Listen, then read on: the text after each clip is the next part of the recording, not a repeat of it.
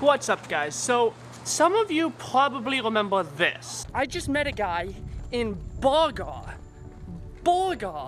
that actually builds and sells drones. So today I'm gonna go see if he's in and see if maybe we can do a video together today.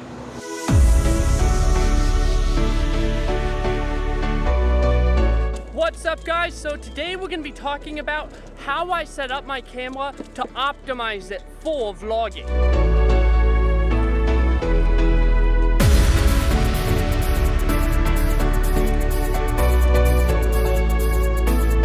I'm also out here location scouting because I don't want to do every video out in Wilmington by the train or by the courthouse, so I'm trying to figure out if there's anywhere else I can do it.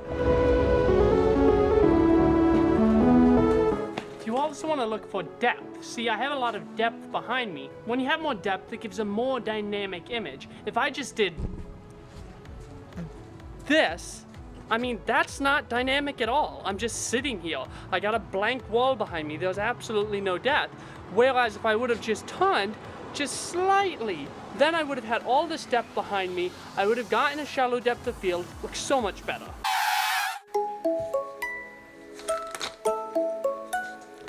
Wow, that was really disjointed.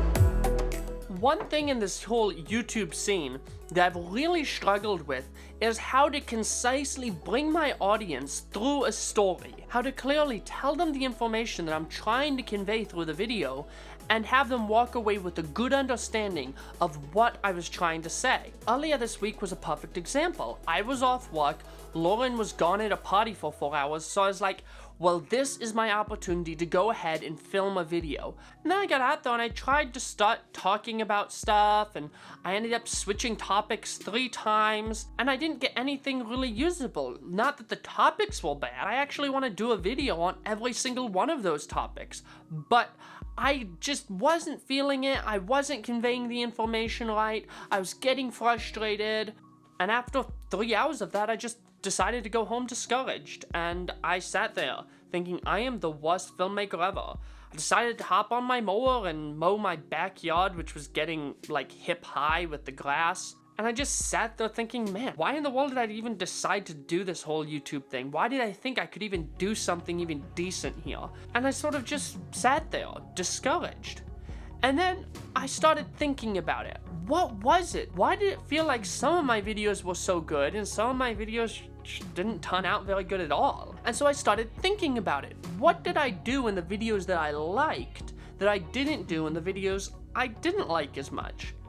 And the answer was, I planned them. Now, I'm not talking about that I wrote a script or anything, but what I did do is I got a clear idea of what I wanted, and then I went out and I did that. So today I want to give you a few tips that I've learned, and I really am trying to put into action in every video that I do.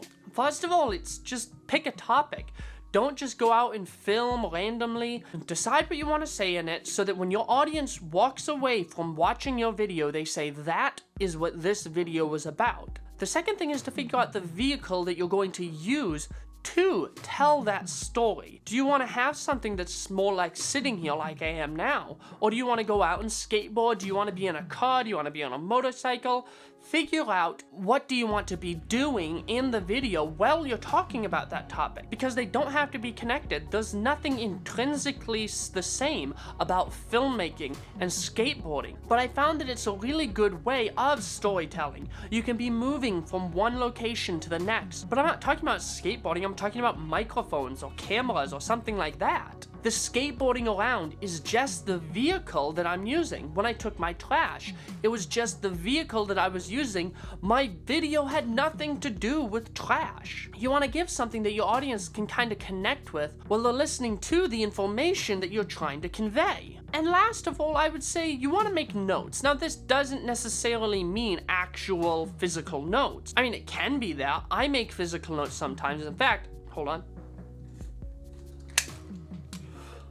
right here, I actually have the notes. I literally wrote notes down so that I would remember what I wanted to talk about, the tips I wanted to cover. Now, you don't always need that. Usually, I don't even have that. This video, I didn't actually write down any notes, which actually made this video a little harder to do than the previous one. But that's a side point. And when you have a topic and a vehicle and notes, whether written or not, that's when you, or at least I, get really excited about a video. And I start thinking about the details of, ooh, this would look good, or this would look good, or maybe I want to say it like this. Because when you don't really have something that you want to talk about, it's hard to be excited about something that you don't really know if it's gonna be exciting or not. But this is something that I've really learned in the last few months of doing videos, is when you plan out videos, when you plan out vlogs, it not only makes it easier to make, but it also makes it easier to watch. Some of my videos are almost like nails on a chalkboard. They're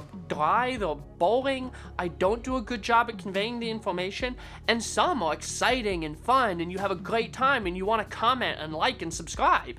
And the big difference between the two is planning. So if you haven't been planning your videos, give it a try. Decide what you want to talk about, decide where you want to talk about it, and what you want to be doing while you're talking about it, and then make notes, either mental or physical written down notes, to keep your mind on track and to get you really excited, so you're not just trying to figure out what I'm gonna say, but how can I say this in the most concise and clear manner so that my audience says that guy knows what they're talking about. If you have any tips for planning videos, let me know down in the comments section. I'm by no means a pro at this.